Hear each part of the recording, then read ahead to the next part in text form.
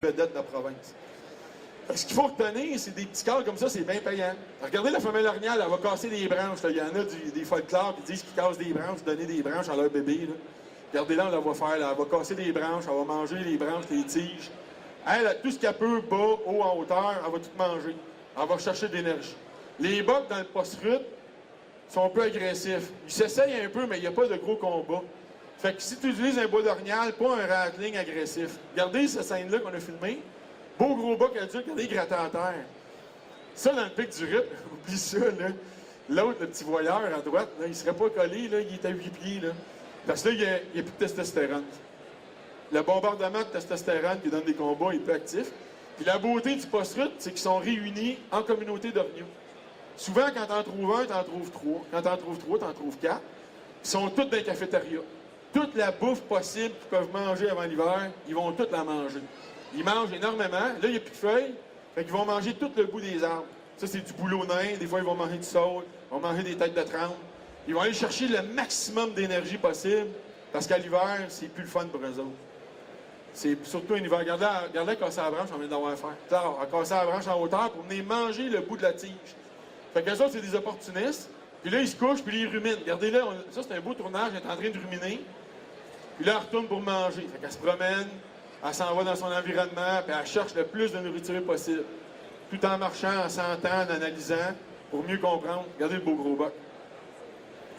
Beau gros boc orignal. C'est le fun quand ça cale, un beau gros boc de même. Fait que regardez les scènes de post-rut. Post-rut, ils recommencent à manger, puis là, ils ont eu une perte en minéraux. Ils ont eu beaucoup de perte d'énergie à cause du rut. Ils vont retourner au sel. Fait que souvent, ceux qui ont des salines délaissées dans le pic du rut, à cause des activités de rut, les bocs, ils vont y retourner. Le bloc de sel rouge, là, j'ai fait des tests, des blancs, des bleus. Le rouge, c'est vraiment le meilleur. Mettez ça tout le temps à 6 pieds d'auteur pour qu'ergonomiquement, quand il lèche, il soit capable de voir. Regardez, lui, la photographie, regardez comment il regarde. Les gens, des fois, ils mettent les blocs trop bas ou dans un angle qu'ils ne voient pas bien. L'orignal, quand il lèche, il faut qu'il voit bien s'il arrive des loups, s'il arrive des prédateurs, s'il arrive des chasseurs. Fait que ça, c'est bien important. Quand vous mettez des dispositifs de chasse, tenez compte de comment l'orignal, c'est quoi la perspective de l'orignal? Il va-t-il avoir du soleil, de l'ombre, de la fraîcheur? Le bloc de sel, est-il bien positionné? Y a-t-il une bonne hauteur? Y a-t-il des places où il peut fuir? Y a-t-il de la fraîcheur? Fait que c'est tous des ingrédients que techniquement, vous devez tenir compte. Vous trouvez des souilles, c'est des places de rut. Souvent, l'endroit où les souilles sont, c'est proche de l'endroit, il va y avoir des sites d'accouplement. Mappez ça sur votre GPS, retournez là les années d'après. Souvent, les choses vont se reproduire aux mêmes endroits. Fait qu'un bon chasseur, souvent, oui, c'est un bon marcheur, qui sait marcher comme un orignal. 3 pas, t'arrêtes. Tout le monde dit, moi, souvent, dans mes cours de chasse, d'ailleurs, j'en donne un là, à Québec, les gens intéressés, à Château-Richer, je vais être ici le 3 mai. C'est une journée au complet, fait que j'ai pas besoin de parler vite comme je parlais, là.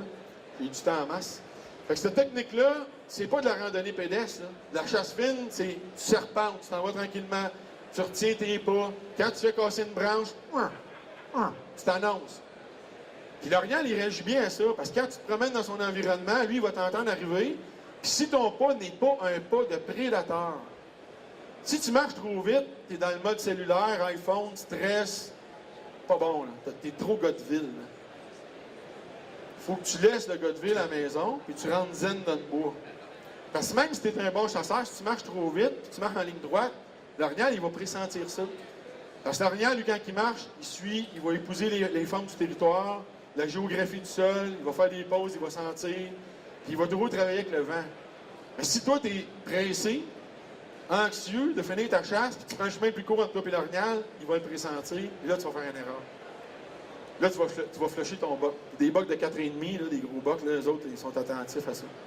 L'autre affaire, quand tu restes trop longtemps, peut-être dans une cache, en même place, tu cales, matin, midi, soir, matin, midi, c'est sûr que tu brûles ton spot.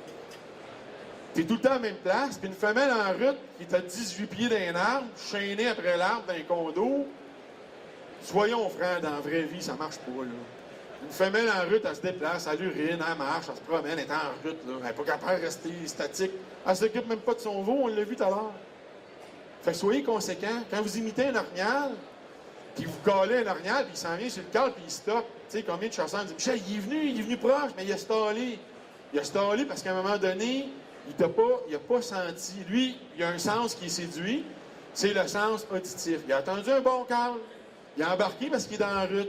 Mais là, il veut séduire un autre sens. Il veut séduire le sens visuel ou le sens olfactif. Parce que dans la vraie vie, quand il rencontre une vraie femelle, en marchant, il va pogner des odeurs.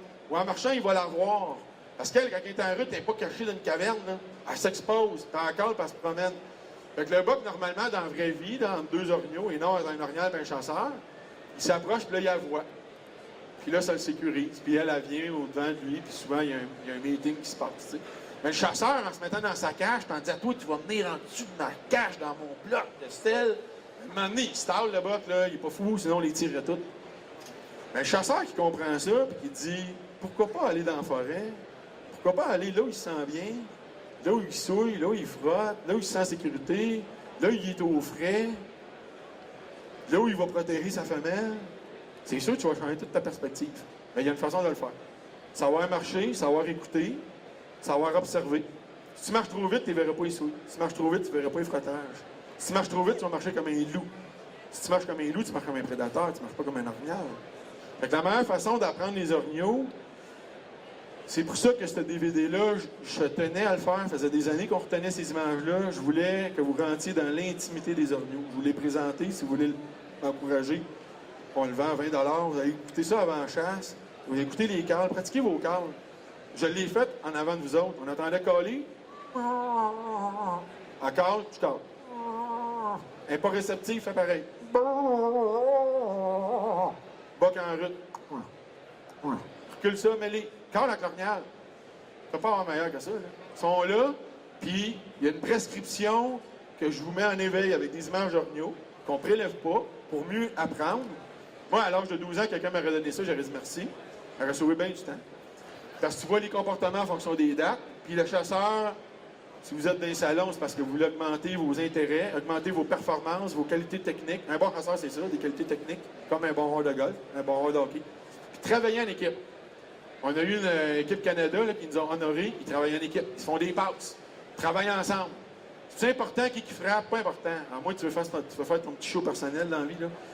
Mais travaille en équipe. Un caleur, un embusqueur. T'sais, quand il se talle dans le bois, il y a un gars pour intercepter l'orignal. L'orignal, au lieu d'avoir un scénario à compter, le gars qui est dans le bois, qui intercepte le passage, l'orignal, lui, il est tout bien placé. De toute façon, si on est 3 chasseurs, on va splitter la viande à 3, on va mettre nos 3 permis sur l'orignal, puis on va manger de la fondue aux fêtes ensemble. Fait que l'orignal, c'est un phénomène d'équipe. Travailler en équipe. Je pense que j'achève dans le temps. Hein? En parlant d'équipe, tu nous glisses-tu un mot en conclusion? Ça va vite, ça va vite, ça va trop vite. Hey, l'aimez-vous? Est-ce qu'il est bon? Est-ce qu'il y a des belles images? Ça va trop vite. En parlant d'équipe, Michel, ton équipe et toi, Chasse Québec, vous venez de lancer un nouveau DVD. As-tu quelques mots à dire là-dessus en conclusion? Ouais, quelques mots. On a... Parce que dans le bois, lui, j'étais allé en chasse une fois avec lui.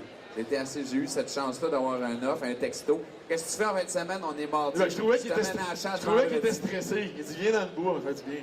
Oui, ben oui, au mois de juillet, j'ai dit, terrien, amène-moi dans le bois. C'est ça, hein? Oui. Puis là, rendu au mois d'octobre, à un moment donné, je reçois un texto, puis il dit, vendredi, telle heure, amène-toi, on s'en va dans le bois. Donc, c'est ça qui s'est passé, parce que dans le bois, lui, c'est, pas un mot. Hey, le jeune, il m'appelle le jeune. Hey, le jeune, pas un mot. Tu bouges pas, tu parles pas. Si tu respires, tu fais attention. Tu fumes pas. On a vu Ciboc aussi, hein? On a vu Ciboc aussi. Voilà. Alors, un petit mot sur le DVD? Ouais, rapidement, c'est ça.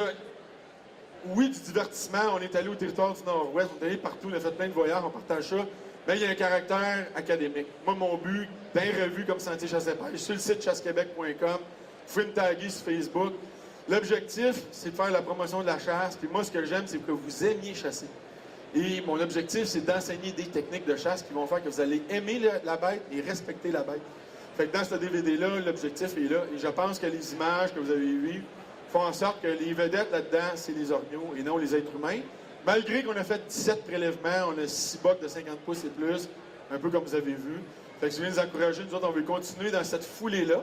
Et parlant de continuer dans cette foulée-là, parce qu'on aime filmer, l'objectif de ma collègue, parce que dans la meute de loups, pour une meute soit complète, on a notre chasseresse, et c'est pas la moindre, rester ici, parce qu'elle vient vous expliquer comment filmer la chasse. Parce que présentement, là, à l'époque, il y avait des photos des fêtes, il y avait des photos de chasse. Maintenant, les gens, ils veulent vivre ça, partager ça. Ils veulent filmer leur chasse. Et les caméras n'ont jamais été si peu chères. Et au même moment, elles n'ont jamais été si peu performantes. Ils sont performants des caméras. Et c'est un peu l'objectif de Corinne aujourd'hui, c'est de venir vous parler des subtilités. Comment filmer une belle chasse pour que quand on la regarde à l'écran, qu'on ait pas mal au cœur, là. Faut pas que... il est où l'orignal, là? T'as le soleil d'en face, là. Fait que, tu sais, il y a des critères de base comme en photographie. Et puis, ma collègue de Chasse Québec, Corinne, est là. Puis en même temps, on est ici 17h30, avec... 17h30 la conférence de Corinne, et tu suivras, tu reviens à 18h. OK, parfait. Puis on est ici pour le DVD. Si vous voulez l'acheter ici, on est ici. chassequebec.com, michelderrien.com, puis le kiosque de Chasse Québec de Michel Derrien de son équipe. La Meute de Loup et le Black Wolf, c'est un peu à l'ouest de chez La Tulipe. En face des Argots. En face des Argots. Ouais, Excellent. Ça sent